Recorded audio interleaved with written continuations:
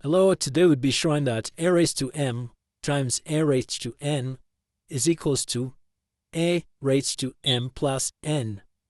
By definition, a raised to m is equals to a multiplied by itself m times. Also, a raised to n is equals to a multiplied by itself n times. Therefore, a raised to m times a raised to n is equals to a multiplied by itself m times a multiplied by itself n times. So how many times is a multiplied by itself? We have m times on the first part and n times on the second part, giving us a total of m plus n times. Note that whenever we have a times a times a times a n times, this can be written as a raised to n.